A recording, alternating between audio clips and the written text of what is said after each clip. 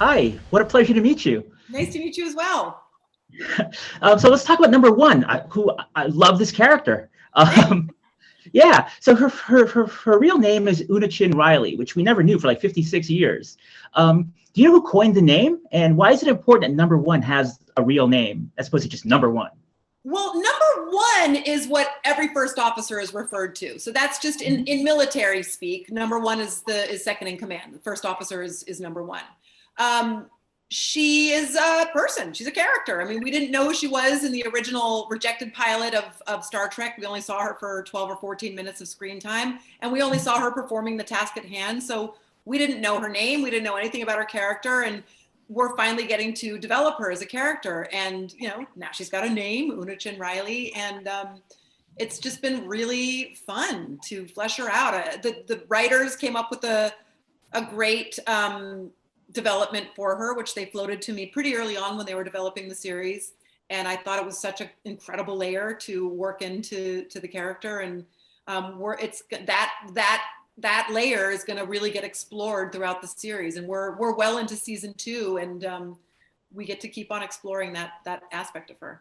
Awesome. Yeah, I've seen the first 5 episodes, which I thought were fantastic. I mean, it's great. Awesome. We're so happy to finally introduce it. It's like the longest pregnancy. It's like a 3-year pregnancy. It's like we're finally delivering the baby. Yeah, 56 years actually. When exactly. If you're going from pilot to finally to series.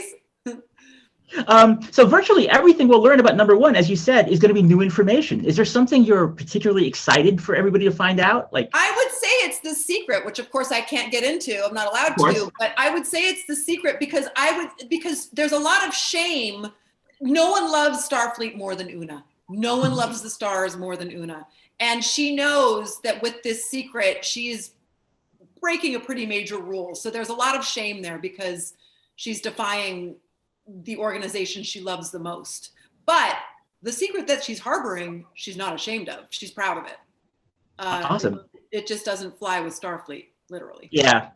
And you and your husband, Jerry O'Connell, are both Starfleet first officers. Is there competition between you two? Who's the better first officer? There's no competition because we all know. Come on. I remind him all the time that because he's on the animated show, he doesn't get to actually wear the Starfleet uniform. Oh, but he did in Chicago. He did. That was awesome. That was their first time. That cast's first time wearing the uniforms. And of course, you're the first and best Mystique in the X-Men movies. So would you be open to reprising Mystique in the MCU? Say it again. What's the question? Would you be open to reprising Mystique in the MCU?